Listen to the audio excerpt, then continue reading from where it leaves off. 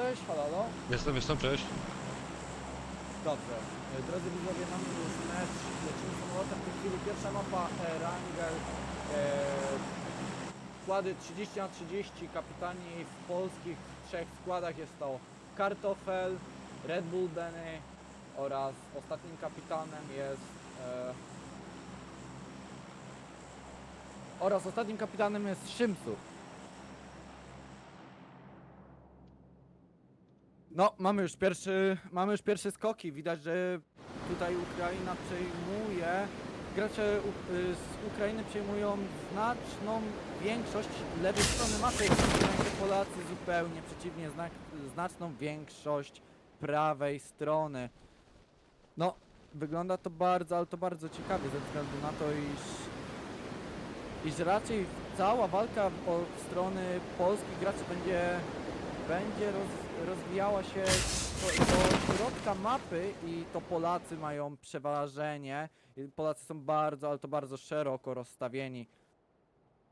Przepraszam, jeszcze się tylko poprawię, że to Polacy zajęli większą lewą stronę mapy, lewą część, a gracze z Ukrainy zajęli główny środek mapy, takie miejscówki jak Botyard, Szkoła, Roschok, a Polacy zajęli Georgiopol, Gatkę, Wąwóz oraz Sewerynyn. Mamy nawet poszczególnych graczy na Sewerynach. Zobaczymy. Strefę dało na Primorsk. Bardzo, bardzo ciekawa zona. Bardzo ciekawa zona. Patrząc na to, że no, prawie połowa zony jest na wodzie, więc tu będzie bardzo, ale to bardzo ciężka rotacja do tej zony.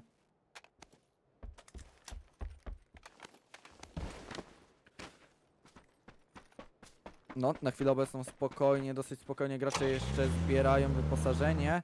Jednakże nie mamy jeszcze informacji co do ewentualnych starć,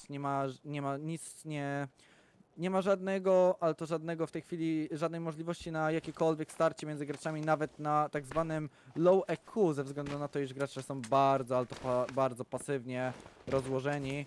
Najbliższe starcie mamy między ewentualne starcie mamy między polskim graczem Każną, a dwoma graczami z klanu Yami, jest to Ronin oraz Shotty. Zona bardzo, ale to bardzo nieprzyjemna dla graczy z Ukrainy. Są niestety Polacy, którzy mają jeszcze dłuższy dystans do pokonania, żeby dojechać do zony, jednakże w samej zonie mamy praktycznie połowę polskich składów. Mamy połowę graczy z Polski w zonie już, gdzie jest 6 osób, 6 graczy z Polski mają przejęty środek mapy, więc środek zony, przepraszam, więc mamy bardzo dobre ułożenie względem Polaków. Tutaj myślę, że większą trudność będą mieli gracze z Ukrainy ze względu na bardzo szybką rotację. Tak jak mówię, zona znajduje się w połowie poza lądem, a raczej nikt nie będzie ryzykował życia ze względu na to, iż gdy przepływasz łódką i cię widać i nie jesteś wcale trudnym celem dla kogoś, kto cię trochę ogarnia aimowo, prawdopodobnie jest w stanie z DMR-ki wyciągnąć cię na dosyć długą odległość, więc zobaczymy. Wątpię, żeby jakikolwiek gracz z klanu Yami zaryzykował wybieranie się drogą wodną do strefy. Na obecnie już pierwsze rotacje, samochody poszły w ruch. Mamy graczy na Sewerynach, którzy nadal lutują, którzy nie jadą w stronę zony, ale tak samo gracze z klanu Yami też w ogóle nie podążają do zony. Jak na chwilę obecną wszystko odbywa się jeszcze spokojnie, jest, że tak powiem, zbieranie ekwipunku, dodatków, więc z walką. Niestety musimy poczekać na dalszy rozwój sytuacji.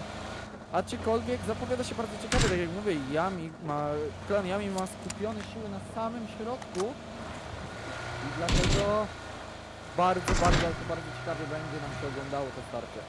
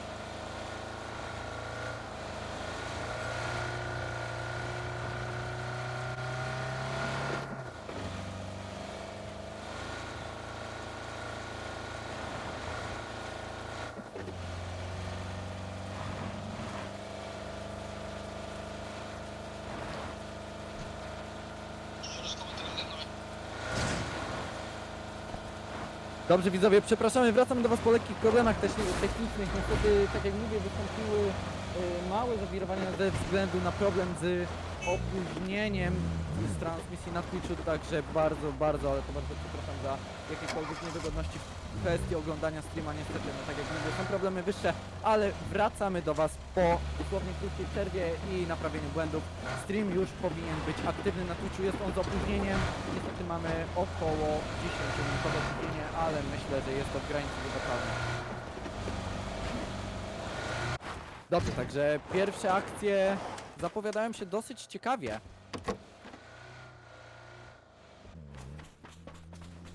Także w pierwszej chwili, na chwilę obecną w meczu mamy już zonę, która powoli się będzie domykać.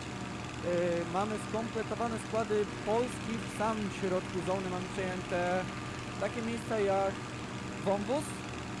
Wąwóz jest naszym głównym. Widzę, że tu Polacy główną miejscówką do rozgrywania wybrali Wąwóz. Mamy tu zdecydowanie przeważone siły oraz mamy przeważone siły na wioskach między Wąwozem w samym centrum strefy. Są to tak zwane trójki oraz second campy, które mają to do siebie, że bardzo ciężko w momencie, w którym te kampy są naprawdę dobrze obłożone poprzez graczy, jest naprawdę dobre ustawienie między zawodnikami. Bardzo ciężko jest przejąć te kampy. Jednakże mamy już pierwszą rotację ze strony graczy Yami. Luthor, jeszcze mogę prosić o pokazanie na chwilę mapy taktycznej, żeby widzowie mogli zobaczyć, jak wygląda rotacja.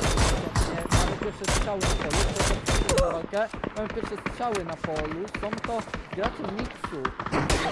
Wyłapują już po kolei damage zadawany graczom z Yami. Yami na przejeździe, no trochę obici od Polaków, jednakże też udało im się parę strzałów oddać. Więc tu pierwsze obrażenia już są zadawane. Obie strony wymieniły się paroma strzałami. Jednakże rotacja w miarę udana, patrząc na to, że Yami udało się pojechać. Yami ma w tej pozycji całą plazę. Jednakże powątpiłem, że to jest dobra pozycja. Tak jak mówię, Nexus całkowicie gotowy na ewentualnie podjazd plażą.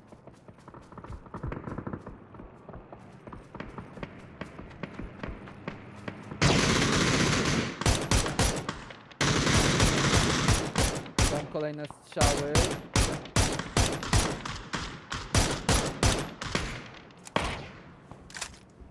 No, gracze Szolski oraz Nexus jak na chwilę obecną zadali w tych wymianach chyba na obrazek. Iron bardzo oczywiście z domku, patrząc na to, że ja bym naprawdę gwałtownie z schodami. O, ja tu stwierdził, że jest to ryzyko. Kser, wielka możliwa opcja, jest Kser z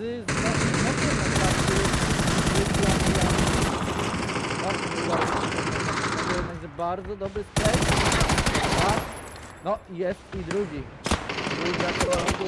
Zawodnika Kserski również został zbudowany, jednakże Yami odpowiada okiem. Bardzo dobre ustawienie swoją drogą na bunkrze od gracza Yami.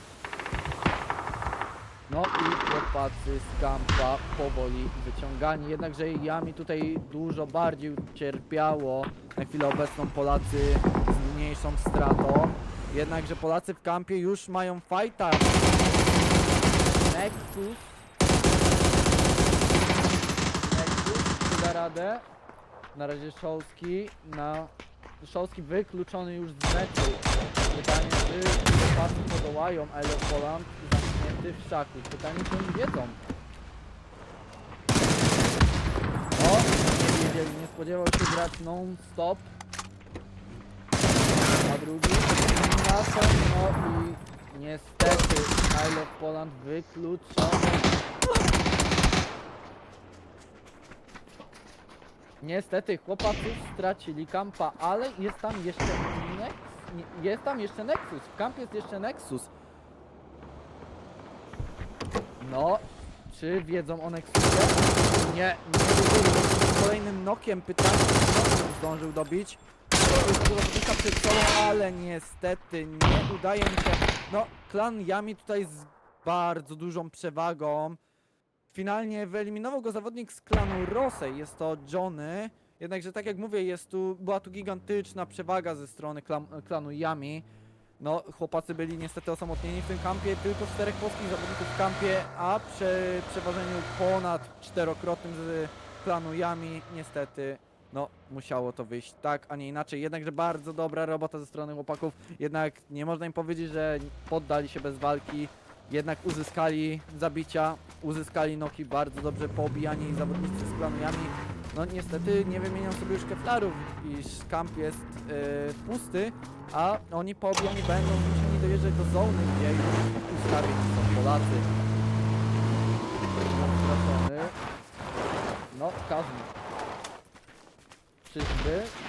Wyda do wyciągania, chyba jednak nie, chyba jest jednak odpuszczenie, ewentualne czekanie ma. Każdą w ogóle, chłopacy w red zone bardzo odważnie.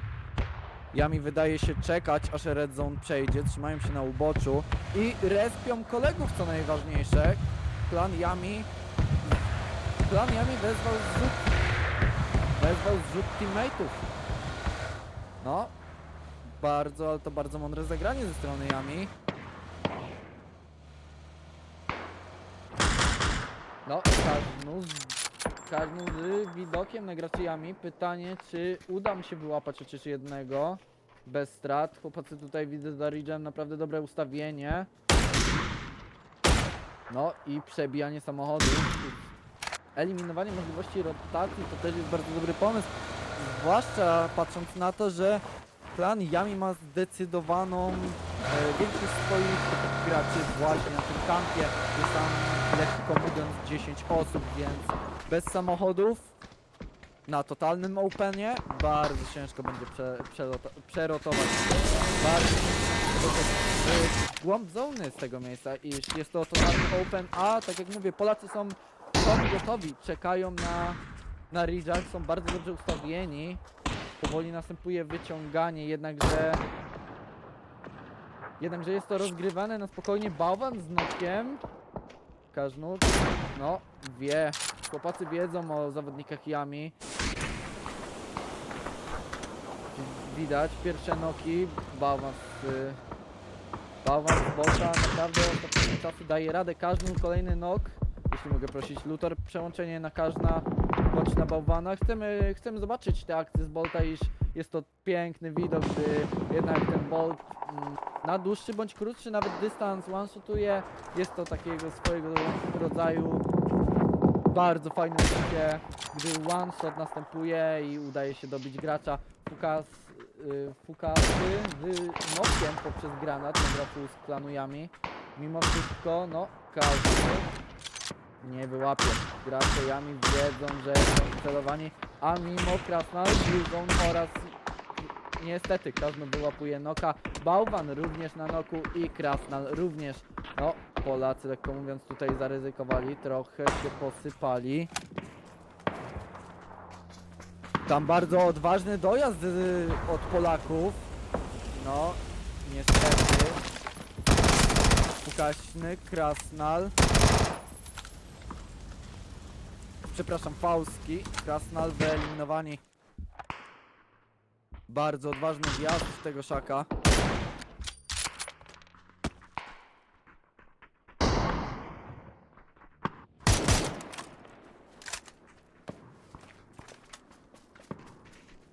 No, jutro poproszę Cię o przełączenie się na powa Bałwana. Zobaczmy, co Bałwan w tej chwili robi. Dają swojego czwartego, podejrzewam, noka z N24. Bardzo, ale to bardzo efektywne. Kolejne trafienie od Bałwana. Dostał tym N4 zawodnik Yami. Niestety nie był to strzał w głowę, mimo wszystko był to strzał trafiony. No, Bałwan jest graczem, który już na zeszłym turnieju pokazał, iż umie z tego bolta naprawdę dobre strzały oddawać. Ackerman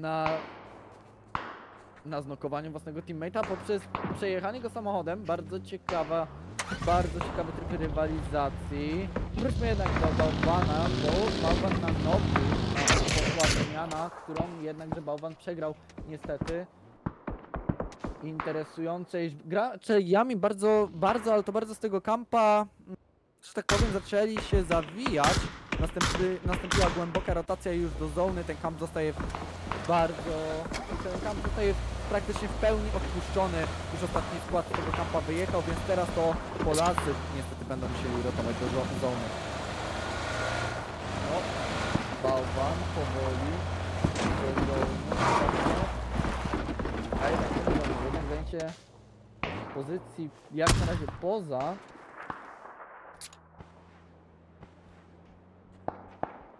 O, zobaczmy co robi Każnu Luthor. Jeśli mogę prosić, przełącz się na gracza Każna ze względu na to, iż jest on poza zoną i wydaje się, iż jedzie na plecy graczom Yami. Ale czy to się uda? No, oddał strzał, więc już oni wiedzą. O, widzę, że gracze z Ukrainy nie odstępują od Polaków. Również są samobójstwo na początku. Nie został on wyeliminowany, ale no, nastąpił pytanie, czy Polacy z tego nie skorzystają. Mucha z Adreną.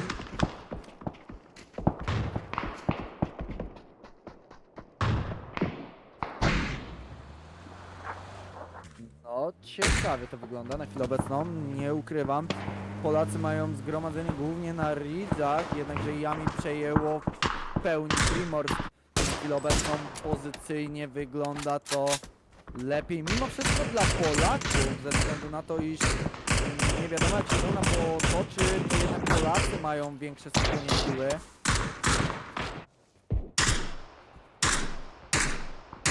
Kwiatliczy wyciągnie, jest strzał trafiony, ale nie ma noka.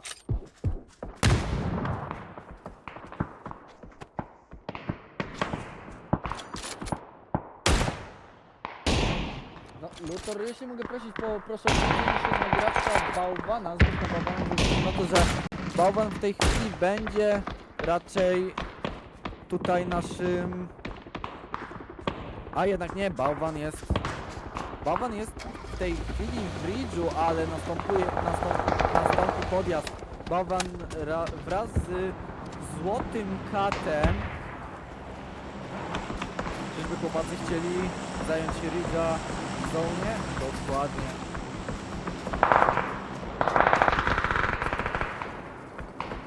No, zobaczmy, tu będzie fight.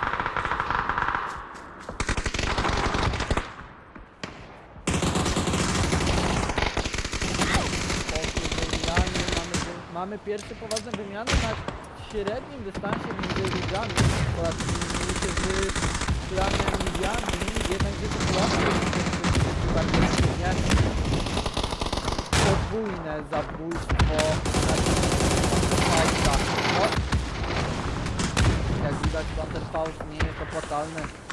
Tym bardziej, żeby używać na chwilę obecną Polacy z przewagą. Klan Yami się sypie.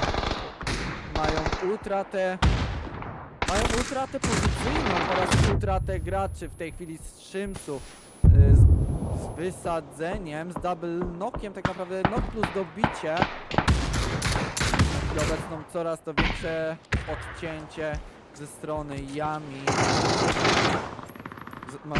Klan Yami doznaje coraz to większych luk w postaci Liga. Mają znacznie bardzo dobrze tutaj Kartofel. Bardzo dobry podjazd, wykorzystanie noków przeciwników, wejście w dobry chwilę, widać robi swoje. Pojedyncze noki ze strony klanu Yami, widać znacznie przewagę ze strony Polaków. No, jedno trzeba przyznać, od momentu wejścia nastąpiła autodestrukcja ze strony Polaków. Polacy tutaj zero-jedynkowo naprawdę, można by powiedzieć, że zniszczyli graczy. Ryż został przez Polaków w pełni przejęty. Został sam gracz na drzewie, jeżeli chodzi o klan Yami oraz dwóch graczy kosztują, jednak no Polacy z przeważaniem, Polacy przejęty, Ryż z klan Yami osamotniony. Polska wygrywa mecz, ostatnie kile na Ridge'u zdobyte również przez Polaków. Jednak widać ma potencjał. No, finalnie Polacy wygrywają ten mecz. Statystyki dla Polski jest to 32 zabicia, łącznie 7550 obrażeń oraz 30 asyst. Bardzo wyrównane statystyki, jeżeli chodzi o całą drużynę Polski. Mniej więcej zabicia układają się dosyć równo, nie ma tu żadnego gracza, który gdzieś by tam, że tak powiem, odbiegał od reszty względem zabójstw. Dosyć wyrównane liczby. Mimo wszystko pierwszy mecz zakończy się wynikiem zwycięstwa dla Polski. Polska 32 kile, Ukraina tylko 9. No i nic, tylko poczekać na drugą mapę.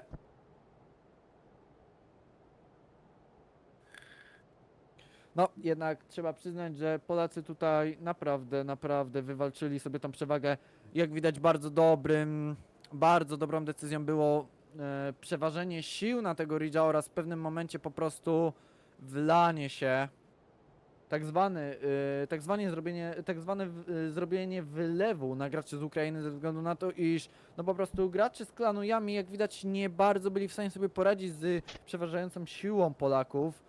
Tutaj Polacy tak naprawdę zero-jedynkowo zniszczyli graczy klanu Yami na tym Ridge'u. Było widać gigantyczną przewagę z ich strony, jednak na killfeedzie świeciło się 90 do 10% ze strony Polaków, więc olbrzymia przewaga. Naprawdę w momencie, w którym Polacy zdobywali po 5 noków i 3 kile w jednym czasie, w tym samym Yami zdobywało 2 noki i 1 killa, więc no praktycznie zerowe porównanie.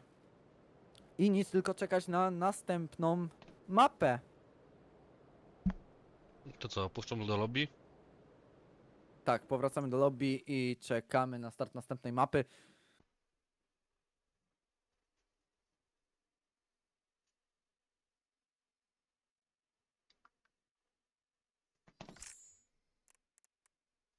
No, następna mapa Miramar. No, to może być dosyć ciekawa mapa, nie ukrywam. Czekaj, muszę dołączyć do No, kostiumu. lobby zostało utworzone, dokładnie.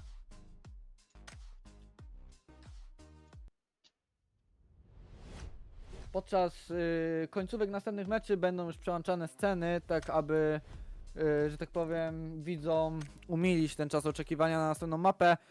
Ze względu na to, iż po prostu lobby nie jest atrakcyjne do oglądania, a Dobra. właśnie po to mieliśmy tutaj, że tak powiem, utworzoną grafikę, by była ona przyjemna dla oka. Tak jak mówię, Luthor, jeśli mogę Cię prosić o przełączenie sceny na grafikę turniejową, ze względu na to, że nas czeka jeszcze chwilowe omówienie zeszłego meczu, tak żeby ziścić, co w tym meczu tak naprawdę się działo, bo była tam dosyć zagęszczona atmosfera, panował tam naprawdę duży chaos.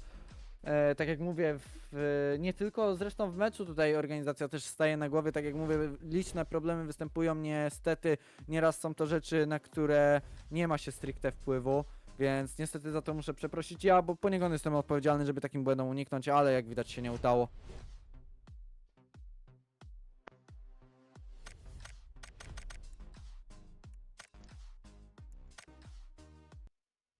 Okej. Tak jak mówię, panował tu wielki chaos ze względu na to, iż naprawdę w pewnym momencie po prostu podczas, że tak powiem, polskiego wjazdu graczy klanu Yami i nie tylko, ogólnie graczy z Ukrainy, no panował tu taki chaos, że bardzo, ale to bardzo ciężko było się odnaleźć, dlatego w takich momentach, gdy tak jak Mitik, widzieliśmy na... sorry, że ci przerwam, mógłbyś mi tylko Pisz sobie podpowiedzieć, czy... pisz sobie tylko Poland i podejrzewam, że lobby ci wyszuka, dlatego że organizatorzy niestety chyba stworzyli nowe lobby albo... tak, Jest, tak jak jest, mówię. jest.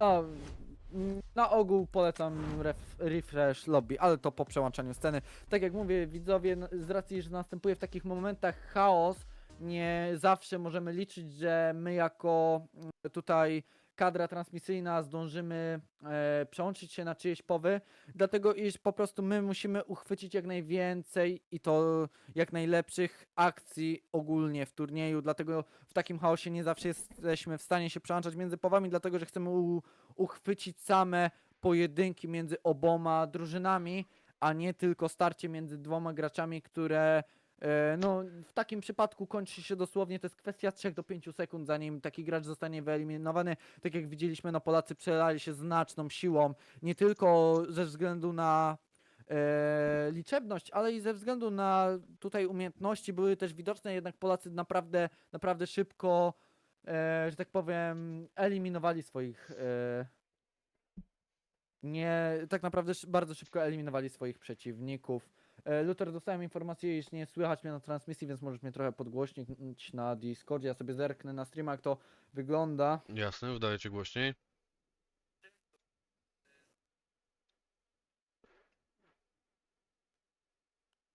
No, faktycznie po przeanalizowaniu jest to trochę za cicho. Faktycznie gierka. Dostałeś 15% Faktycznie gra mnie. więcej. Okej, dobrze. Jest to, tak jak mówię, niezbyt, na chwilę obecną niezbyt ważne. Ważne, żeby już na drugi mecz wszystko działało. E, Zobaczymy. Drugi mecz już niebawem. Gracze się już zbierają do lobby. Czekamy na start. Druga mapa, tak jak wcześniej już powiedziałem, jest to Miramar. Bardzo ciekawa mapa, bardzo dużo możliwości nie tylko taktycznych, ale i bardzo dużo opcji ewentualnych rotacji do zone. Jest to mapa, która ma naprawdę, ale to naprawdę bardzo dużo dróg. Każda kieruje w to samo miejsce tak naprawdę. Miramar ma to do siebie, że ta mapa, każda droga gdzieś w końcu się spotyka. Te skrzyżowania na Miramarze są dosyć przyjemne. No, niestety jeszcze borykamy się z problemami transmisyjnymi.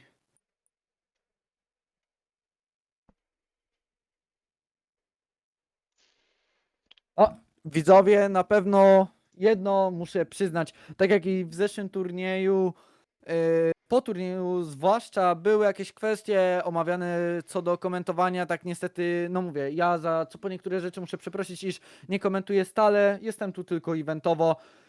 I tak jak mówię, dzisiejszy skład jest, że tak powiedzmy, zrobiony również eventowo, iż tak jak już wcześniej mówiłem, nowy streamer, jest to Luthor, wskoczył na miejsce Ackermana ze względu na to, iż Ackerman wyraził wielkie chęci na zagranie turnieju, dlatego no, w tym turnieju nie zobaczymy niestety Ackermana, że tak powiem, w studiu.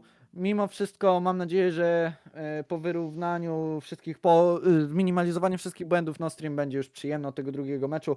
Mimo wszystko, tak jak mówię, występowały liczne błędy, czy to z opóźnieniem streama, czy to, tak jak wcześniej już była zwrócona uwaga na ewentualną głośność komentatorów, ale to wszystko będzie dopracowywane na bieżąco, więc w razie czego również my mamy aktualnie pootwierane czaty ze streamu, więc jeżeli widzowie mają jakieś uwagi, zawsze można napisać na czacie i my postaramy się jak najszybciej zapobiec ewentualnym nieudogodnieniom. Mimo wszystko, co do pierwszej mapy jeszcze, bardzo interesująca w ogóle rotacja ze strony klanu Yami, bardzo ryzykowne przejażdżki tą plażą, mimo wszystko finalnie i tak się opłaciły, jednakże pytanie, dlaczego klan Yami tak bardzo chciał zawalczyć o tego Ridge'a mimo wszystko, iż wiedzieli, że pomimo tego, że ten Ridge był naprawdę ważny, ten hill, przepraszam, był naprawdę ważny, klan Yami doskonale wiedział, że ma większą stratę, jeżeli chodzi o graczy i dużo mniejsze skupienie sił, jednak klan Yami postawił 1/3 składu na Primorsk, co jak widać nie było wcale dobrą opcją. Polacy bardzo szybko pozbyli się graczy z Primorska, a już później to była tylko kwestia czasu, kiedy no, została dokonana integracja na Hillu. Wracając do wydarzeń na tym Hillu, bardzo dużo było tam niejasnych zagrań, na przykład było tam samobójstwo graczy z klanu Yami. Gracz klanu Yami wysadził 2 swoich teammateów Panzerfaustem, którzy byli na noku, więc nie był w stanie już ich odratować. Mimo wszystko pojawiły się też liczne błędy ze strony Polaków. Ackerman, potrącenie na graczu z swojego składu. Mimo wszystko, no, u Yami było dużo więcej tych błędów. Zastanawia mnie ten fakt rzeczy, iż no, w momencie, w którym składy są podzielone, raczej trzeba zważać na to, że w jednym miejscu ma się naprawdę dużo teammateów obok siebie. Ale no cóż, bywa i tak. Najwyraźniej były jakieś błędy komunikacyjne, choć tego się już nie dowiemy. Wystartowała właśnie druga mapa w trakcie oczekiwania na drugą mapę i jestem bardzo ciekaw, jak się rozłożą składy. Mamy centralny samolot. Od góry do dołu jest to samolot od strony Water Treatment na resort. Tak naprawdę, a nawet bym powiedział niżej, jest to samolot, który kończy się na Partona na wyspie, więc jest to samolot przez praktycznie wszystkie najważniejsze lokacje. Mamy przez sam środek samolotu przebiegający San Martin, Haciendę, wcześniej wymieniony Water Treatment jest dosłownie obok. Mamy Power Grid, Pecado oraz Los Leones, takich większych resort. No i wcześniej wymieniona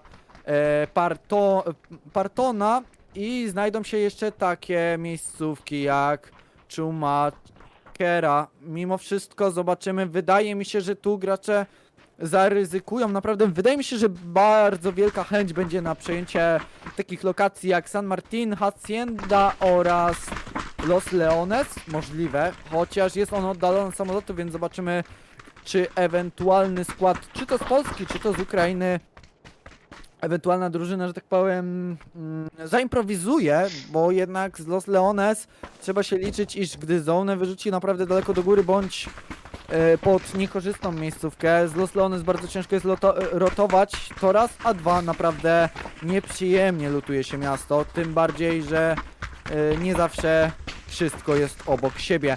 Nie zmienia to faktu, że za 5 sekund poznamy dokładne plany, będziemy widzieli już pierwsze rozjazdy drużyn, zobaczymy, czy będą przejęcia najważniejszych miejscówek, czy raczej będzie na spokojne granie kampów.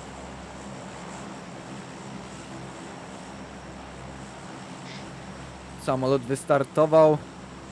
Oasis. No, Oasis puste. Czy na Water Treatment ktoś zaryzykuje? I nie. Wygląda na to, że nie. Water Treatment odpuszczony.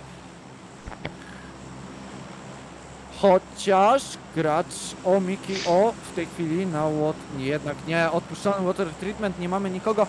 Bardzo duże skupienie Polaków na chwilę obecną. Polaków oraz klanujami. Wszystko zapowiada się, iż będzie walczone po lewej stronie mapy.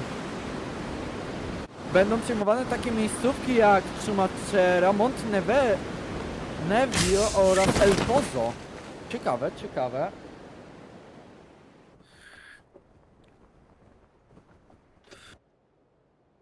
No, widać, że gracze ryzykują. Jest zajęcie kampów. Luthor, poproszę cię o zmianę kamery na gracza Kartofel, iż on będzie sam. A jednak nie, odpuszczony fight ze strony Kartofla. Nie będzie ryzykował sam na dwóch. Gracze z klanujami zdążyli, mieli dużo lepszą lotkę i Kartofel tym samym zabiera samochód oraz odpuszcza fighta. No, faktycznie nie ma tu grania na dużych pozycjach. Klan Yami zajął jako jedyny El Pozo. Mamy 3 graczy z klanu Yami na El Pozo. Większość klanu Yami w ogóle na Monte. Monte przejęte przez klan Yami i to tak w pełni. Więc no, Kartofel doznał obrażeń.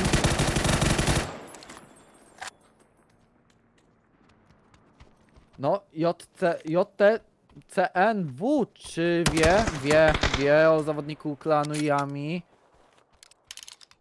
Pytanie, czy podejmie się tego starcia. No, JTC. No i nie dał rady, niestety. Ładny nok. Gracz Shadow zwycięsko wychodzi z tego pojedynku, no. Niestety. JTC nie dał rady. Więc mamy już pierwszą stronę ze strony Polaków. Na chwilę to jest jedyny knock, ale Majster przychodzi do pomocy, obija poważnie zawodnika.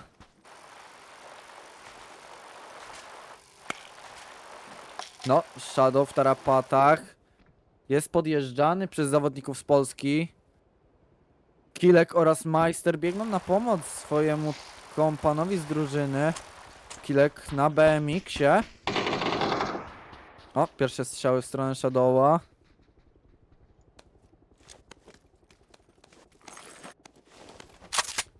Shadow Strike 1.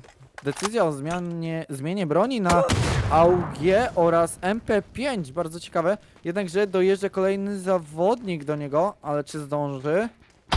No, wychodzi na to, że jednak nie zdąży.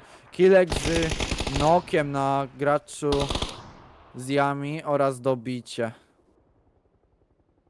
A więc to by było na tyle. Pytanie, czy Polacy spodziewają się kolejnych dwóch zawodników z klanu Yami?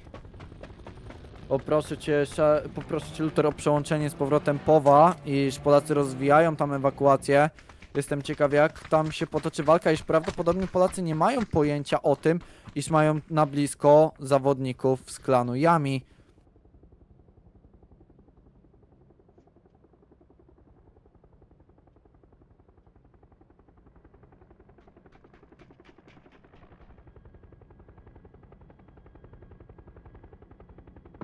No, na cicho podchodzenie pod ewakuację bardzo odważnie. Ale czy zdążą? Raczej nie.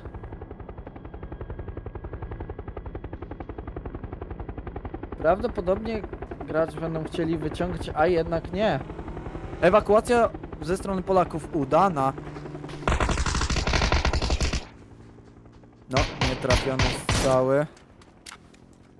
Gracz Farix zmisował cały magazynek.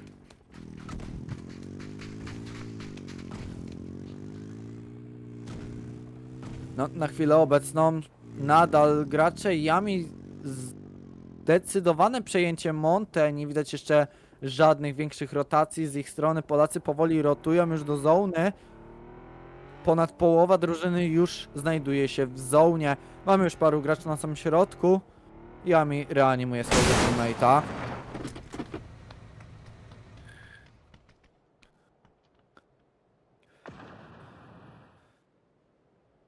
No, pytanie, czy Yami spodziewa się, iż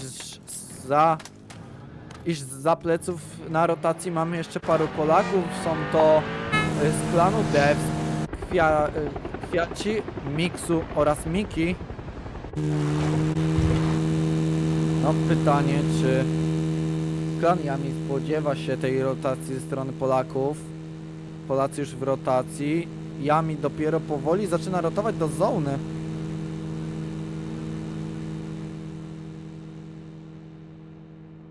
Bardzo, ale to bardzo odważnie.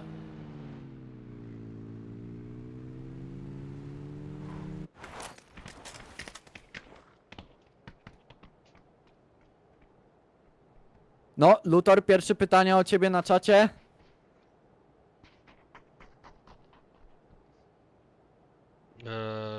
Aktualnie kameraman.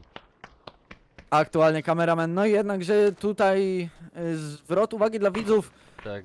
Z racji, iż jest to Luthora pierwszy stream turnieju i to tak dużego, proszę tu o kwestię wyrozumiałości. Nie każdy z samego początku będzie czuł się w tym dobrze, więc myślę, że to jest kwestia rozruszenia. Na chwilę obecną myślę, że jestem w stanie to robić w pojedynkę, aczkolwiek Myślę, myślę, że że na tyle dobrze, że szkoda nie przeszedł. no, polemizowałbym w tym temacie, ale skupmy się na meczu, iż prywatne tutaj pogawędki zostawimy już po turnieju, a w tej chwili znaczna rotacja. Polacy na samym środku zony, skup sił od Polaków tym razem również w środku zony. Los Leones całkowicie przejęte przez Polaków, nawet niżej w stronę resortu również Polacy przejmują praktycznie każdego kampa, więc no, życzę powodzenia zawodnikom z klanu Yami. Rotują oni główną trasą do Los Leones. Kartofel, Majster, Sun oraz Kilek gotowi do akcji. Oni są ustawieni pod tą główną drogą. Będą widzieć tą rotację.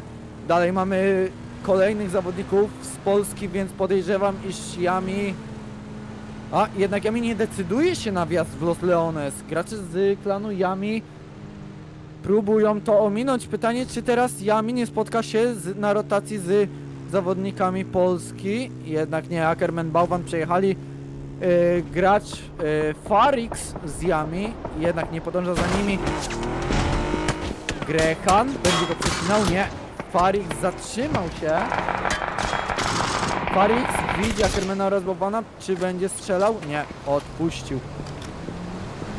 No, rotacji część dalsza. Tak naprawdę Polacy mają już wszystkich swoich zawodników w zonie. Brakuje tam tylko Mikiego, który już dojeżdża od razu za klanem Yami. Pytanie, czy klan Yami się go spodziewa na plecach. No, Farix do Grehana, nieudane. Poproszę Cię, Luther, o wtrącenie się na gracza Farix, iż wiedzie on zaraz w zasadzkę. No, Farix z Nokiem. To są magazyny nad resortem. Mamy tu pierwsze starcia między Polakami a klanem Yami. Tak, no. Można prosić o pierwszą osobę. Chciałbym zobaczyć te full auto śmierci. No, zobaczmy, Mucha. Dasz radę, Maestro w międzyczasie, a byłem Maestro w międzyczasie z Nokiem na graczu z Ukrainy. Kolejny Nok, a byłem, nie, tym razem Majster Z, przepraszam. Oraz nieustraszony z Nokami na klanie Yami.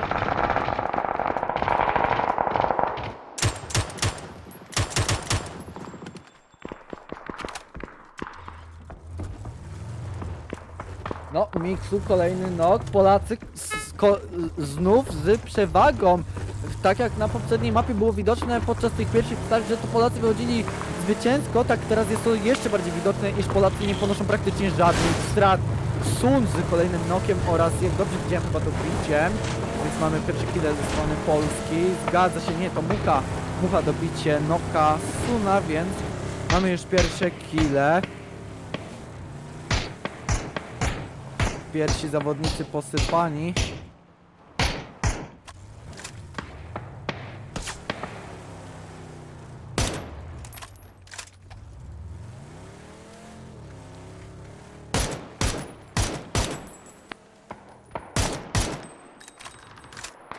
No, Ronin. Ronin już podczas poprzedniego turnieju udowodnił, że on też naprawdę umie grać. Ronin to jest jeden z lepszych graczy w klanie Yami. Ogólnie Ronin podczas zeszłego turnieju organizowanego przez PUBG Polska naprawdę dał duży wiwat względem graczy z Polski. Naprawdę pokazał, że nie odstaje od chłopaków. Jednakże co tu się dzieje? Noki ze strony Ukrainy. No, raczej Yami się tam chyba nie lubią. Ewentualnie poszedł jakiś miskol. Teraz Miksu. No, z przejazdem na magazyn oraz Szlekus. Czy chłopacy wyjdą stąd żywo? Wątpię. No, niestety chyba zapowiada się na to, że nie. O. Mimo wszystko na chwilę obecną Polacy z kolejnymi nokami. Następuje wjazd w ten magazyn. Polacy nie odpuszczają, nie odwalić tych zawodników za darmo. Miksu i Szlekus przeżyli ten wjazd. Został już im tylko ostatni gracz na magazynie. No, kolejny raz Polacy pokazują, jak działa komunikacja w składzie, jednak przelewanie się 3 na 1 jest to praktycznie nie do wygrania starcie dla graczy z Ukrainy. No, Kartofel. A, tu gracz ma blisko, bardzo dobre full auto z strony Kartofla. Naprawdę wielkie obicie dla graczy z Ukrainy, kolejne noki się sypią, tym razem Yami z odpowiedzią. Bolesny nade od zawodnika z klanu Yami. Ronin na tym kamieniu sobie cały czas radzi, jednakże również po najdzie. Przed chwilą to on najdował, a teraz sam poczuł ten granat.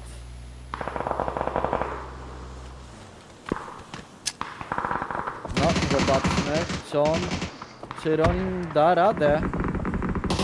Wie, że jest na tym kamieniu jako tak osamotniony, nie ma wsparcia.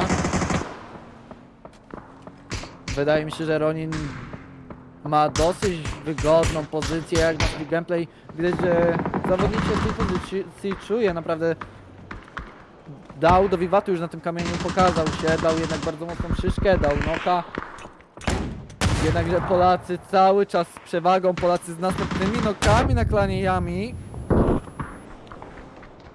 Fauski dwukrotnie z Nejda, Kilek, Xers oraz znów Kilek.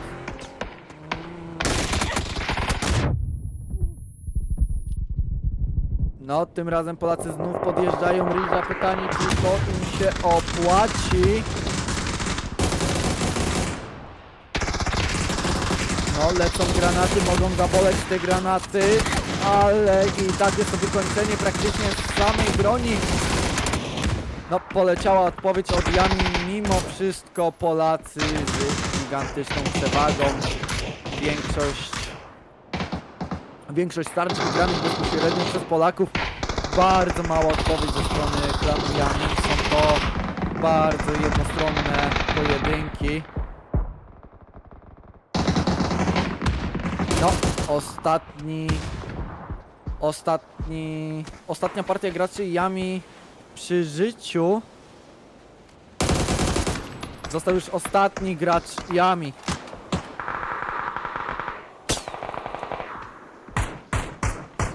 Względem Ridge'a został ostatni gracz Yami. Mimo wszystko pod kamieniem kolejny knock.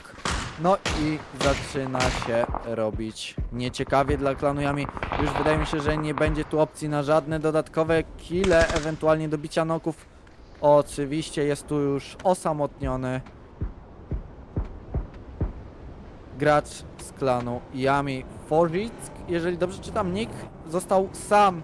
Polacy mają o nim informację. Następuje tutaj, jednakże daje radę jeszcze zawodnik z Yami. Nok na Krasnalu, czy będzie dobicie? Nie da rady, nie zdąży. Majster z nokiem zrewanżował się za kolegę, jednakże mimo wszystko Krasnal niestety nie dał rady. No i GG. Polska zwycięża. GG dla Polaków, drugi raz, druga mapa, ta sama taktyka. Statystyki, no nieco inne, nie mamy tyle obrażeń od Polaków, jest to bardziej jednostronny wynik, jeżeli chodzi o starcia, dużo mniej tych podnoszeń, 4180 obrażeń, względem poprzedniego meczu, jak dobrze pamiętam, było to 7580, więc to dosyć duża różnica, jest to 3000 z kawałkiem różnicy, mimo wszystko kille oraz asysty niezmiennie podobnie. Tym razem w statystykach Majster Z oraz Mixu wyróżnienie największe kille. Tak, w poprzednim meczu nie było takiego wyróżnienia i że największa liczba kill to były dwa przez dużą ilość graczy powielających się. Jednakże w tym meczu, no, jako pierwszy będzie Majster Z z wynikiem 6 killi, następnie Mixu z wynikiem 4 killi oraz następnie Fauski z wynikiem 3. No, 31-6, olbrzymia przewaga. Olbrzymia przewaga ze strony Polaków. No niestety, tutaj Polacy dali do wiwatu, tak jak mówiłem już wcześniej, przez Polaków rozgrywanie to pod względem taktycznym na zasadzie szukanie przewagi i ewentualny push siłą spisuje się naprawdę, naprawdę dobrze. Gracze z Ukrainy, mam wrażenie, że nie są na to gotowi, nie wiedzą jak na to zagrać. Dwukrotnie w ten sam sposób jednak przegrany mecz. Mimo wszystko, no, Polacy bez względu na pozycję, bez względu na ułożenie w starciach jednoosobowych i tak zwyciężają. Olbrzymie przewagi na tych ridge'ach, szczególnie widoczne, gdy gracze Yami ułożyli się defensywnie. Naprawdę Polacy ofensywnie na nich zagrali, poszedł dojazd, poszły granaty, no i gracze Mixu, gracz Krasnal, gracz Majster, no na podjeździe naprawdę dużo, również Kilek, naprawdę z tych broni na blisko, tam najczęściej się przewijał AUG, naprawdę dużą przewagę dla Polaków zrobili. Mimo wszystko w starciach zero-jedynkowych to Polacy nadal bezpośrednio górą, nie było jeszcze starcia, gracze Ukrainy wyszli zwycięsko, bądź chociaż z przewagą, a to już mamy wynik 2-0 dla Polaków. No i pytanie, czy następna mapa nie będzie mapą decydującą?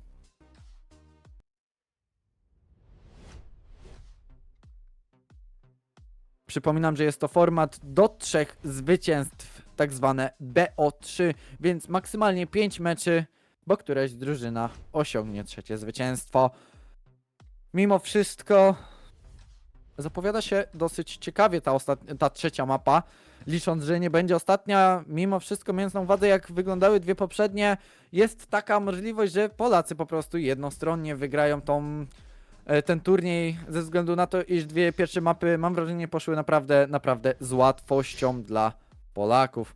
Zobaczymy, trzecia mapa będzie tutaj jedyną deską ratunku w tej chwili dla drużyny Yami, dla ogólnie drużyny z Ukrainy, dlatego iż jeżeli chłopacy nie postarają się w tej chwili o przewagę i to dosyć znaczną, żeby podołać Polakom w bezpośrednich starciach, no to prawdopodobnie pożegnają się z tym turniejem, a Polacy wyjdą z trofeum i wynikiem 3-0 w mapach.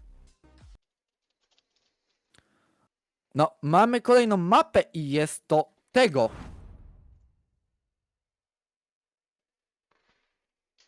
Bardzo ciekawa mapa. Jest to mapa dosyć ofensywna.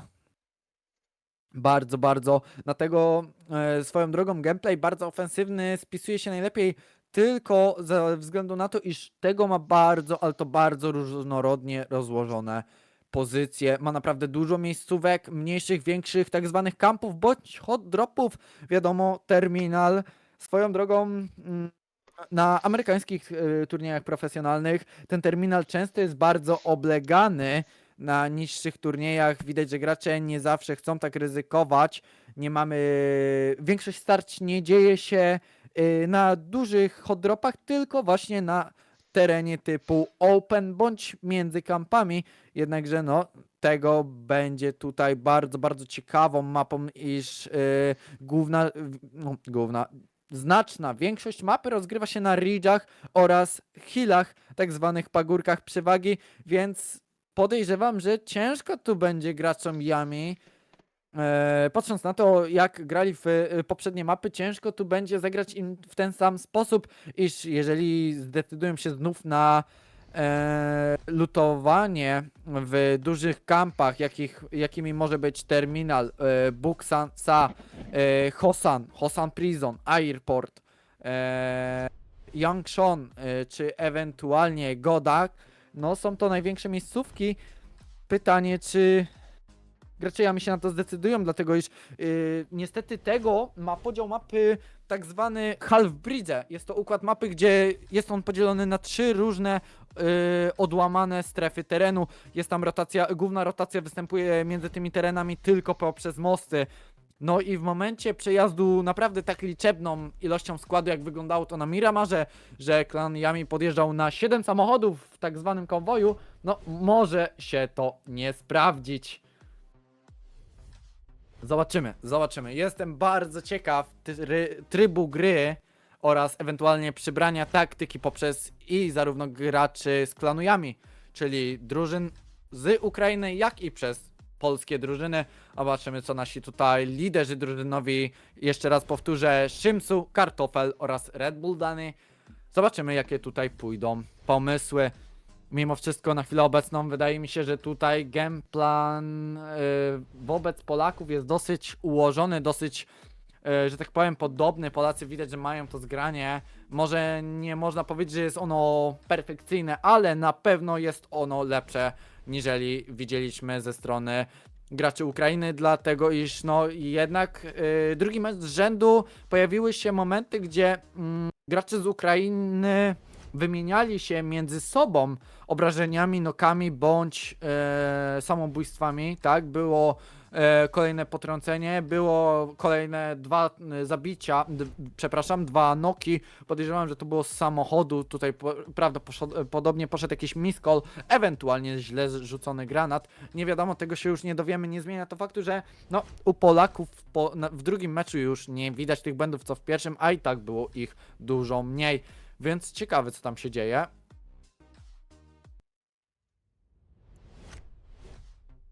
Zobaczymy. 2-0 dla Polski.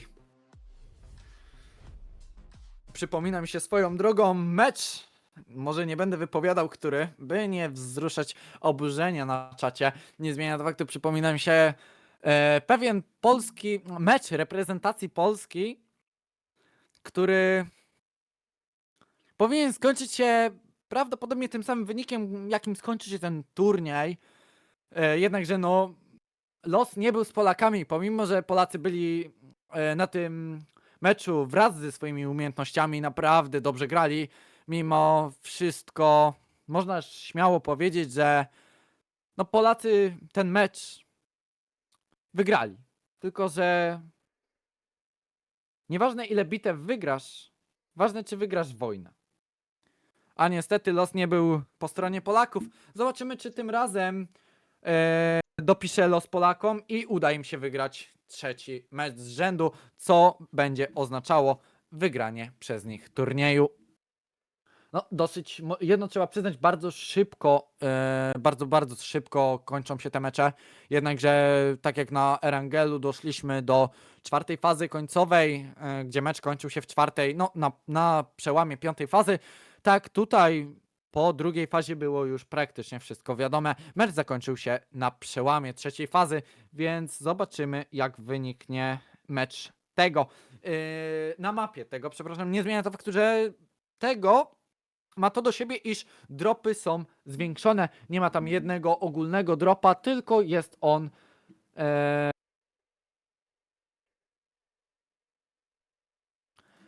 mimo wszystko jest on powiększony o dodatkowe case'y i to jest naprawdę duża przewaga. Swoją drogą podzielę się tutaj swoją opinią. Uwielbiam grać tego właśnie ze względu na te dropy, iż na może nie rankedach, bo na rankedach jednak no ten styl gry jest trochę inny niż na casualach. Nie zmienia to faktu, że na casualach przejmowanie tych dropów ma znaczenie, dlatego że nieraz podczas grania tak zwanego duo bądź składów, czy nawet solówek, podczas jednego dropa można naprawdę się przelutować, że tak powiem, na full staff dropowy i zapewnić sobie olbrzymią przewagę. Jak wszyscy doskonale wiemy, w przypadku Weekendy również to występuje, ale te dropy nie mają swojej reguły, nie mają zasady. W dużym dropie możesz dostać LMG typu MG, a w małej skrzynce randomowo możesz w tej mniejszej z dropu możesz znaleźć MK14, AWM czy wiele innych, więc tak jak mówię, no jest tu możliwość na dolutowanie się więcej niż poprzez jednego dropa dla jednego zawodnika. Można tutaj śmiało powiedzieć, że jak drop naprawdę przyfarci, to nawet i 3 zawodników będzie w stanie zgarnąć brońki, dlatego że chyba limit maksymalnie w takim dropie to są 4 bronie, o ile kojarzę, albo 3, nie pamiętam, nie ma to znaczenia. Dostałem wiadomość, czy dacie pograć rezerwie. Tutaj uwaga dla czatu, nie my się tym zajmujemy, to już pytanie do organizatora turnieju, który jest podany na serwerze PUBG Polska w ogłoszeniach, jak i na czacie ogólnym oraz na czacie od turnieju PLVC UA. Nie zmienia to faktu, że no ja niestety nie jestem w stanie odpowiedzieć na to pytanie. Proszę takie pytania kierować do administratora, czy to serwera, czy to po prostu twórcy eventu, również administracji eventu. Wszyscy są podani w ogłoszeniu na Discordzie PUBG Polska. No, trzecia mapa niebawem, drużyny zebrane. Bardzo ciekawy zwrot akcji. Liczę tutaj na jakieś przełamanie z strony klanu Yami, ze strony zawodników Ukrainy. Nie mamy tu tylko klanu Yami. Jest to 90% graczy, jednakże mamy tu parę dodatkowych osób z innego kraju. Niestety nie jestem w stanie tych graczy wszystkich wymieniać po niku ze względu na to, że po prostu niki są te nieznajome, są cięższe w wymowie poprzez dołożenie specjalnych znaków i tak dalej, a niestety ja nie dostałem żadnego spisu drużyn z wyprzedzeniem, ale na następne turnieje postaramy się takie coś załatwić. No i wystartował mecz. Czekamy na samolot. Zobaczymy, co będzie. Swoją drogą, zanim sam samolot się zacznie, słuszna uwaga. W poprzednim turnieju wygrała drużyna Stackers, w której grał Rosomaha. Grał on z 3 Polakami w drużynie, a tym razem gra on ze swoimi rodakami w drużynie. Jest on po stronie Ukrainy, jednakże tutaj od Polaków również powodzenia dla gracza Rosomachy. Iż jest on dosyć znany w polskim community, dosyć lubiany, więc no powodzenia od Polaków. Samolot od dołu, od Songam do góry w stronę shipyardu, przepraszam. Najważniejsze lokacje: terminal, Buksan, Sa, Hosan, Songam, Yongchon, shipyard oraz ewentualnie Army Base. Gracze mogą ryzykować polecenie na miejscówki takie jak Ohyang, Hospital, czy to też duży shipyard. No, 30 sekund do startu.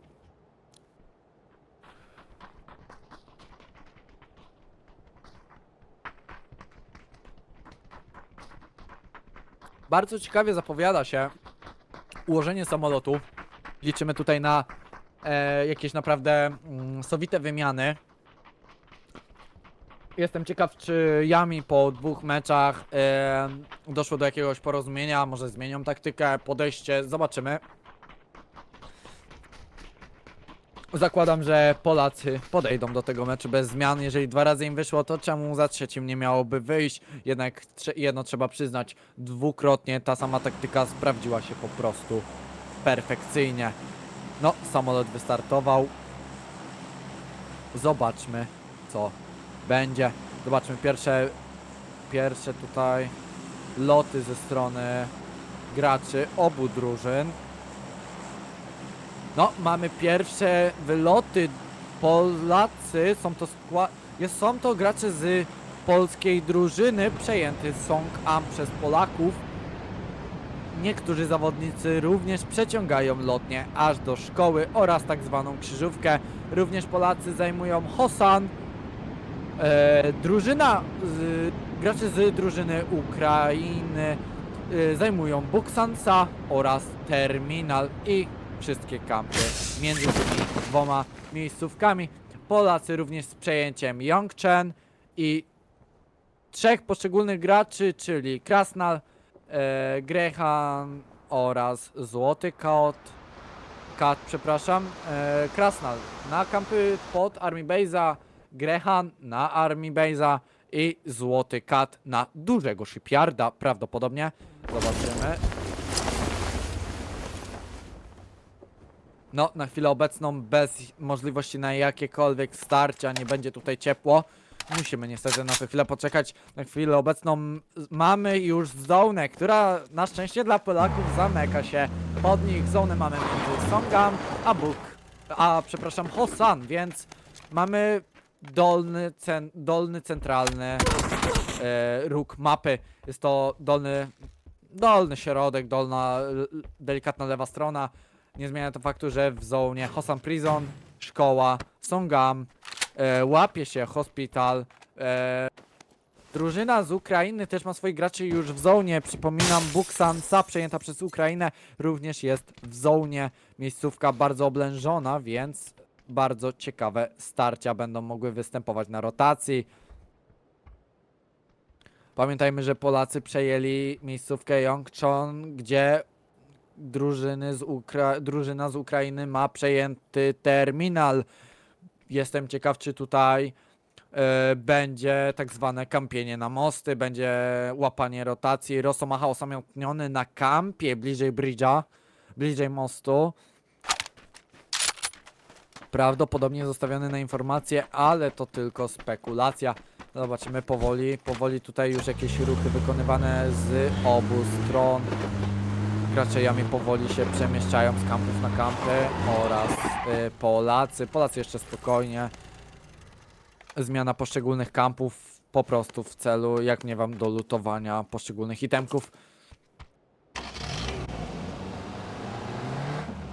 Na chwilę obecną większość graczy Polski skupiona już w strefie. Przypominam, Polacy oblężone Hosan oraz przede wszystkim Songam i szkoła.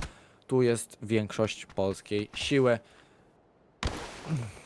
Mimo wszystko nadal prawie połowa poza zoną jest, tak jak wcześniej wspominałem, Yongchan jest też przez Polaków oblężony. Mamy tam 6 polskich graczy. Admin Base kolejnych 2 polskich graczy. Shipyard duży i mały po jednym i 2 graczy łącznie na Shipyardzie.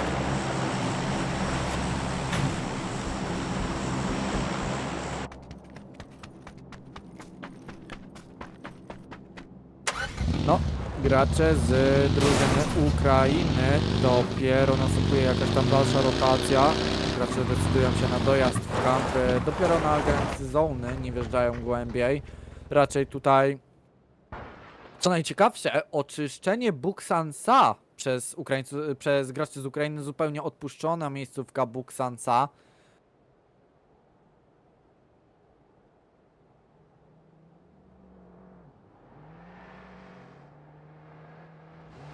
Przepraszam, zwrócenie uwagi na czacie na streamie BO3, tak, to jest mój błąd.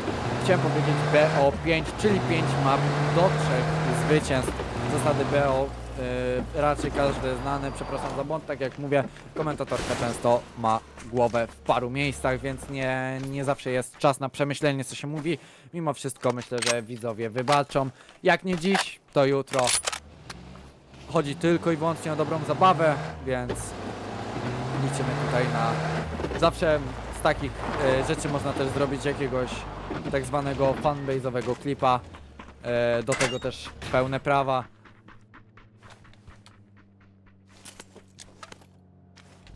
Red Bull Bank, no lucik, Kers z rotacją, a jednak nie, dopiero zbieranie tak zwanych samochodów. I Love Poland po dropie, a WMA w dropie, ciekawe, już na full trójkach. Pytanie, co tam jeszcze było. No, ten drop bardzo przyjemnie spadł na zawodników ze Song, a praktycznie, więc podejrzewam, że nie tylko I Love Poland na tym skorzystał. Jednakże na chwilę obecną gracze drużyny Ukrainy warstwią siłę od strony terminala. Wszyscy gracze z Buksansa przejechali pod terminal i teraz siłą prawdopodobnie nastąpi jakiś wjazd w strefę. Ciekawe zagranie ze strony graczy Ukrainy. Znów tym razem granie na tak zwaną full siłę, czyli po prostu przelanie się całością. Tak naprawdę 90% składu graczy z Ukrainy obok siebie. X śledził, X w ogóle mamy tu lotnika, co najlepsze. Pytanie, czy kwalifikacja pilota zdana. Zaraz zobaczymy, czy gracze z Ukrainy nie będą takich rzeczy przypadkiem sprawdzać, bo tak jak przypominam, jest tak zwany medal zakazana strefa lotu, czy jakoś tak. Ewentualnie proszę o poprawę, jeżeli źle to powiedziałem. No, ten medal jest dosyć rzadkim medalem, mimo wszystko często gracze kuszą się o opuszczenie spraya w tą lotnię, wiadomo, lotnia ma to do siebie, że potrafi irytować i też no, jest dobrym spotem, więc nie zdziwiłbym się, jeżeli gracze drużyny Ukrainy chcieliby tą lotnię zestrzelić. No, Polacy kumulują skład na środku, kumulują całą drużynę na środku. Gracze z Ukrainy już się zaczynają powoli rozdzielać. Połowa składu na Buksansa, druga połowa górna strona Hosan. Bardzo ciekawy rozjazd. No już pierwsze strzały. Luther, poproszę cię o przełączenie kamery na kartofla. Pierwsze strzały z jego strony.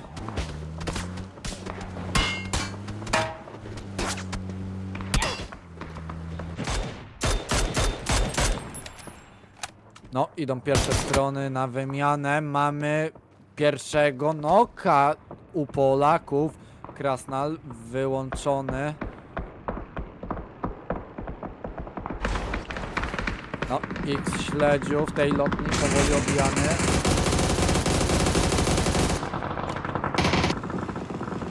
Jednakże praktycznie HP nie stracone. No, pierwszy strzał za 24.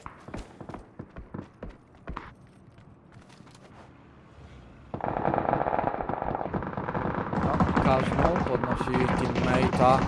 Mamy i drugą lotnię. Co najciekawsze, o, zestrzelona lotnia X śledziu.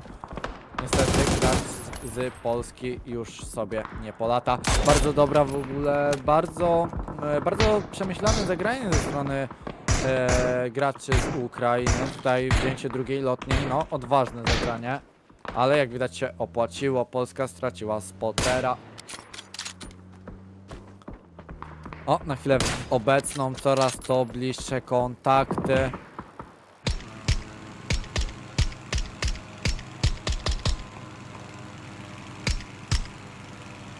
Ackerman również na lotni. O, pytanie czy... Pytanie jak długo? Nie czy, tylko na jak długo. Ale Polska już powoli z ułożeniem się pod jeden placement. Polacy coraz to bardziej, że tak powiem, korzystają z dojazdu do siebie. Gracze z Ukrainy bardzo, ale to bardzo rozbici na chwilę obecną.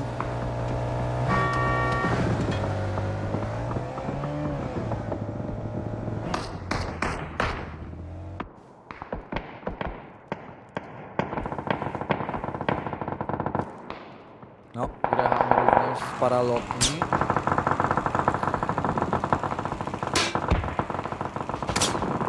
Już nad kampem zrzucane granaty, no. I lotnia zestrzelona oraz gracz Grecha obijany. Jest decyzja o spadochronie.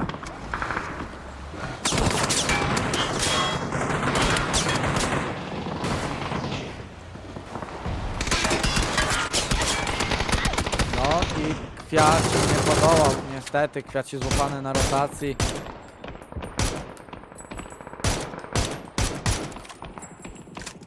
No tutaj klan Yami z przewagą. Pierwszy raz od 3 map mamy faktyczną przewagę.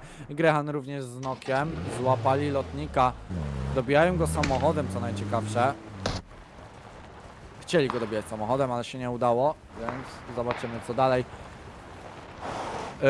Luto, poproszę cię o przełączenie na gracza Szymsu z wyrzuceniem zawodnika klanu Yami z samochodu. I czy będzie nok na kamieniu? Jednak nie, jest granat ładowany, jednakże gracz dostał już noka. O, Szymsu słyszał, ale gracz z klanu Rose, drużyna Ukrainy dał rady. No i Szymsu z kolejnym wysadzeniem, ale niestety nok po granacie. Bardzo dobra akcja ze strony Szymsu, jednak wynik 3-1 to dobry wynik. Pomimo, że dobić się nie udało, to noki i tak są ważne.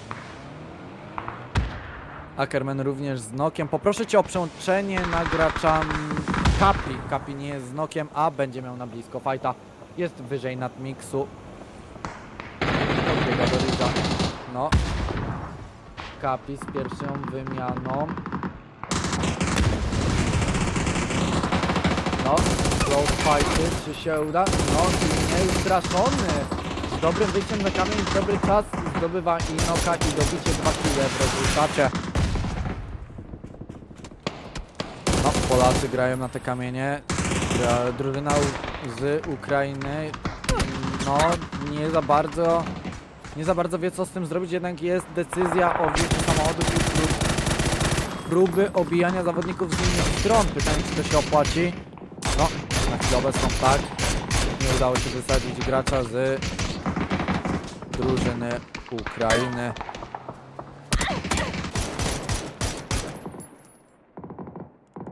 No, wymiana za wymianą. Polacy, gracze z Ukrainy również tutaj.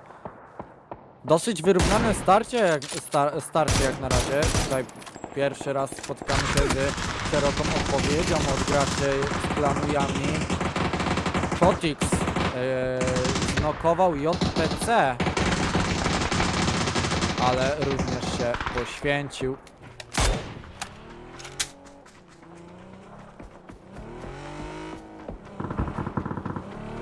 No, na chwilę obecną znaczna przewaga ze strony graczy Ukrainy na Hilu. No, Polacy czyżby podejmowali decyzję o ucieczce? Jednak tak, będzie ucieczka. Będzie ucieczka. Będzie ucieczka ze strony Polaków. Jest zajęcie kampa. Nie, jest, nie. Nie, dwa samochody pojechały dalej. Jednak jest decyzja o rotacji tuż do zony, gdzie są już ustawieni również polscy zawodnicy. Więc teraz to Yami może mieć trudność w rotacji. Polacy powoli ustawiają się na granicy zony. Poproszę Cię, Luter, o włączenie mapy taktycznej, pokazanie jak to się układa.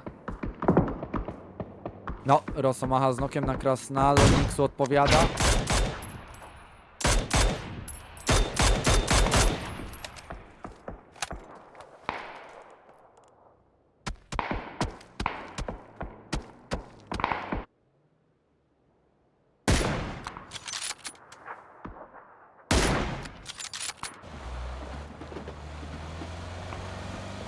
Nixu również z rotacją jako ostatni z kampań. O, nie, jestem pewien, to jest X Śledzi oraz Shiba IM, przepraszam, również z rotacją już do kolegów w zonie. No, klan Yami teraz w dosyć ciężkim położeniu. Polacy bardzo, bardzo defensywnie ustawieni. Jednakże bardzo dobry cross, bardzo dobre rozstawienie od Polaków. Mamy przejęty dół, lewą stronę oraz środek oraz górną stronę, więc no podejrzewam, że tu będzie bardzo ciężko zrotować.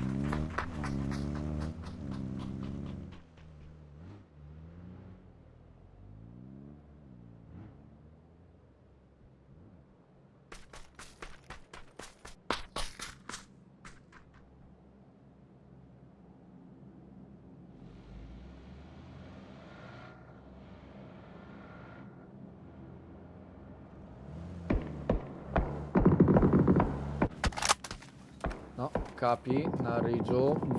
Zauważył już pierwszych zawodników Yami.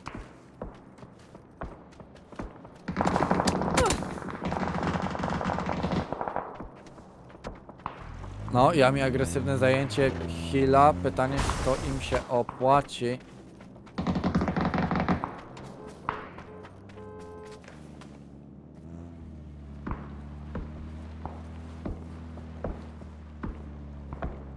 O, Miki z nokiem na graczu Kit. Rosomacha, dobicie Majstra Z.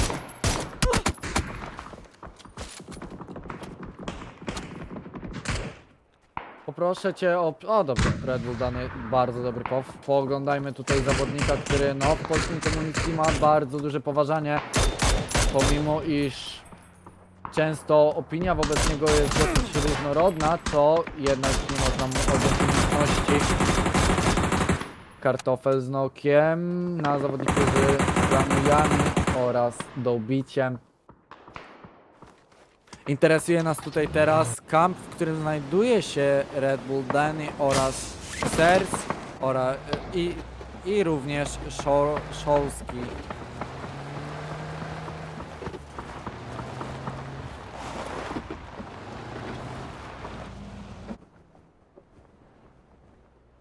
Ze względu, iż gracz o niku Szolskie ma bardzo ciężko napisany ten nick, albo po prostu ja już o tej godzinie nie jestem w stanie tego niku poprawnie wymawiać, będę używał skrótu od show. Mam nadzieję, że nie będzie z tym żadnego problemu. No, gracze klanu Yami, drużyna z Ukrainy podejmuje decyzję na rotację do lewej strony zony.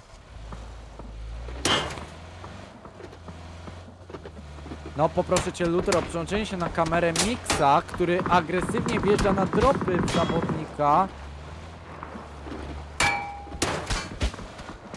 którego no nie da rady dobić, a jest obijany. Dosyć mocno obijany. Tutaj Yami widać, goni zawodnika z Polski. Mixu tak naprawdę sam. No i nie udało się przeskoczyć Tolik z Nokiem na Mixu poprzez Panzerfausta. Bardzo dobrze trafiony strzał z Panzerfausta.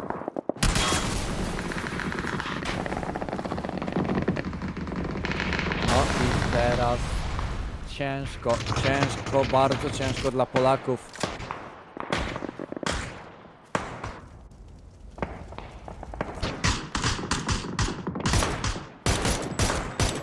No czyżby na chwilę obecną tutaj w ogóle gracz Xer z Noki na graczach z drużyny Ukrainy poprzez moździerz. Bardzo ciekawe. Niestety nie było nam dane zobaczyć tych strzałów. No, Złoty Kat z bardzo dobrą wizją na zawodników Son i Noki.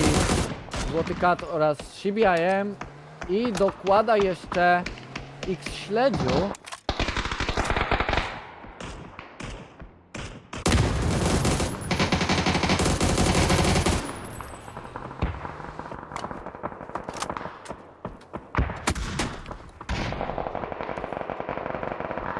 No, niestety Polacy z kolejnymi stratami.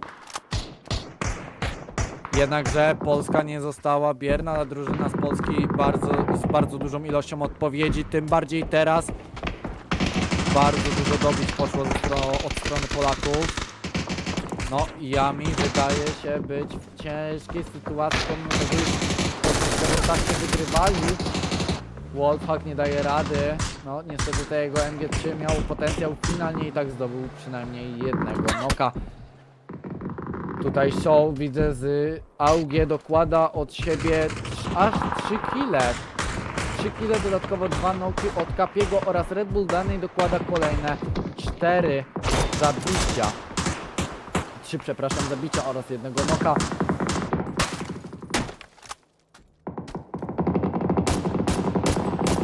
No, wygląda to dosyć źle w tej chwili dla graczy z drużyny Ukrainy.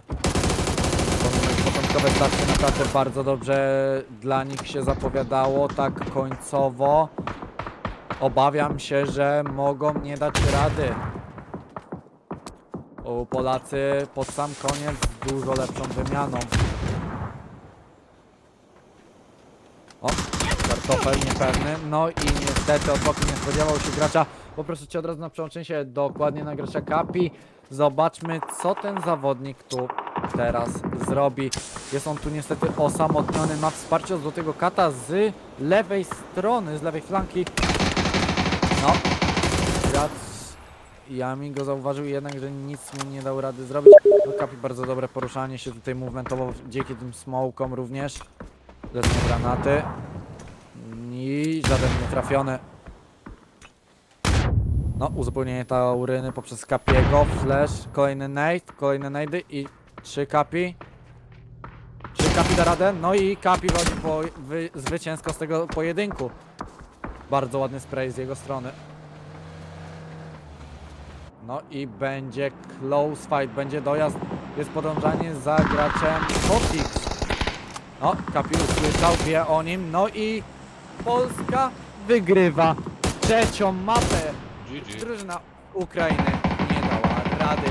Tym razem Polacy również, pomimo że gracze z drużyny Ukrainy w tym meczu naprawdę, jako ostatni mecz niestety dla nich, naprawdę dopiero w tym meczu pokazali, że nie odstają. Faktycznie postawili Polakom czoła. Jednakże no, jeden mecz to za mało. Finalnie i tak nie został on przez nich wygrany, więc Polacy wygrywają 3-0.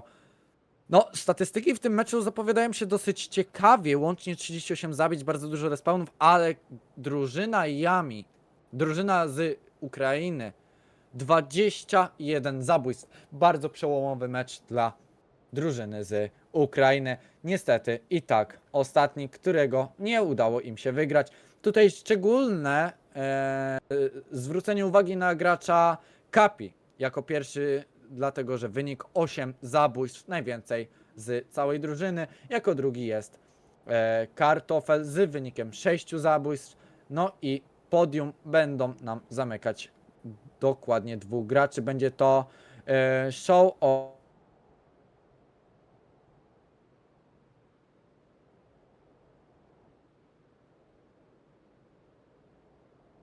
w pierwszym meczu bardzo dużo obrażeń zadanych przez Polskę. Znów mamy wynik 7,5 tysiąca.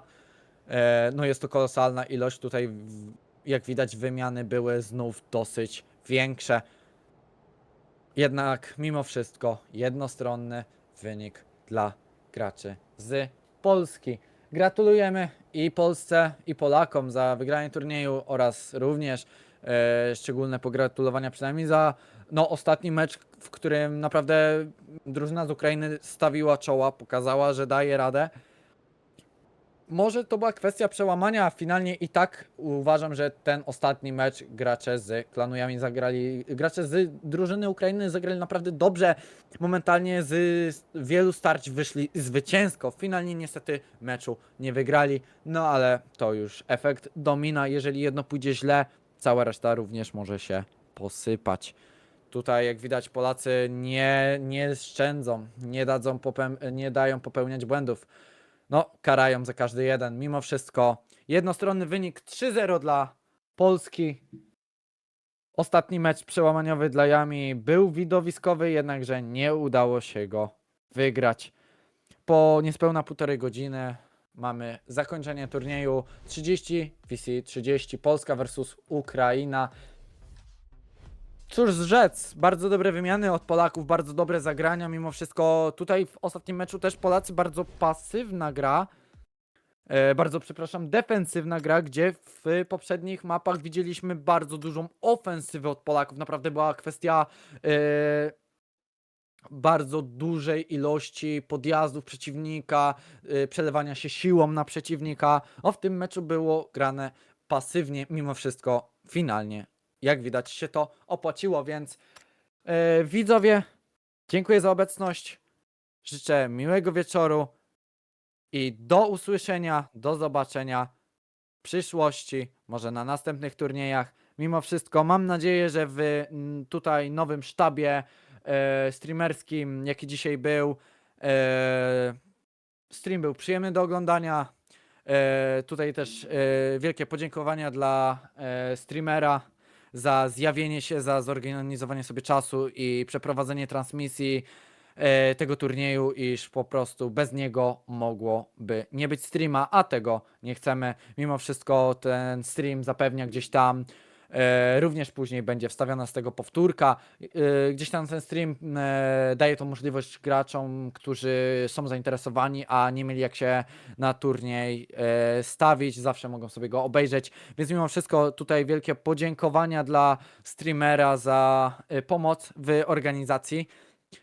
Co do kwestii komentowania, również pewnie błędy się pojawiły, nie raz, nie dwa, że tak powiem. Biorę to na klatę dzisiaj w pojedynkę. Tutaj no niestety nie można jeszcze oczekiwać od nowego streamera, że przełamie się on na taką widownię, jednak PUBG Polska jest bardzo dużym community i no trzeba tutaj dać, że tak powiem, wyrazy uznania i liczyć, że później będzie tylko i wyłącznie lepiej, więc nie przedłużając, dziękuję za obecność, życzę miłego wieczoru. Jeszcze raz gratulacje dla zarówno drużyny z Ukrainy, jak i dla Polaków, szczególnie zwycięstwa oraz osób, które były przedstawione jako wyróżnione w meczach ze względu na największą tam aktywność, jeżeli chodzi o kile oraz jakieś ewentualne widowiskowe pojedynki 1v1, jak w przypadku ostatniej mapy tego, gdy Kapi oraz wcześniej Kartofel podejmowali ryzykowne starcia 1v1, 1v2, 1v3 nawet się zdarzyło, które finalnie się opłaciły. Tutaj też ujawniony na streamie wcześniej widowiskowy pojedynek Szymsu, który no oddał swoje życie, ale wyciągnął za sobą 3 graczy z drużyny Yami, więc no mówię, były pojedynki tutaj bardzo widowiskowe od strony Polaków, naprawdę Polacy tutaj aimowo naprawdę widowiskowo dają do wiwatu. Mimo wszystko, nie przedłużając, do zobaczenia, do usłyszenia na przyszłych turniejach PUBG Polska i to by było na tyle. Żegnamy się z wami, komentował Mythic Fusion, streamował. Luthor, również dziękuję. Mitik, bez twojego komentarza to by się nie odbiło. Nie streamowałem tego eventu. Gdyby to, ja komentowanie pozostawię do jakby swojego gameplayu, a eventy zostawię tobie. Dziękuję wszystkim oglądającym i żegnam się.